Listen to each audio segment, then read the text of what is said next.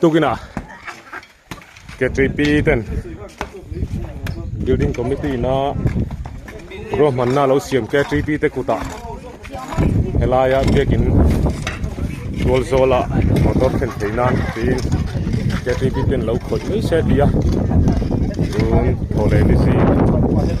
ni so zingkara zingkan helaya get kha dengan kata dikian siapa ni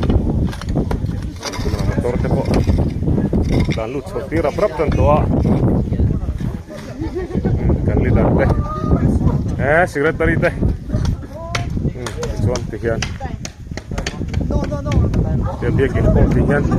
dan pintu boy toni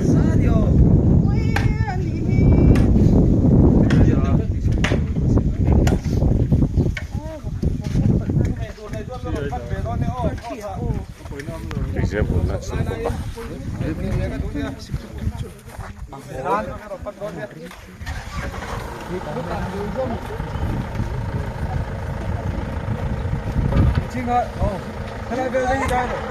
tes le don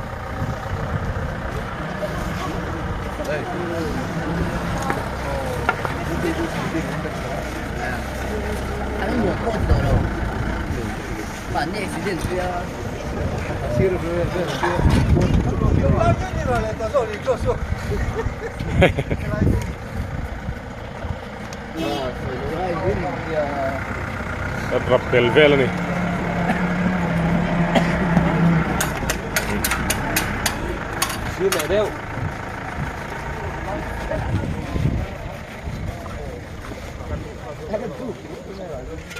đây tùy xem hôm nay xem đón đi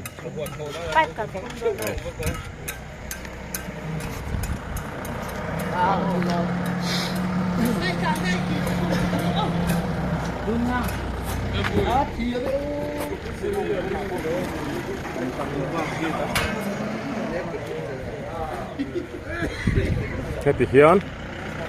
golzol trong em thì hiền motor kan lu chau tira ni tuk ina hian motor lu masaber thằng val ma moya kan ban soi tu ni motor begin tu la ta lu masaber ni ei voin hi chin sia tla ka ni kum sang ni som ni panga begin kota motor ta lu masaber sang ha ko som ngap pasari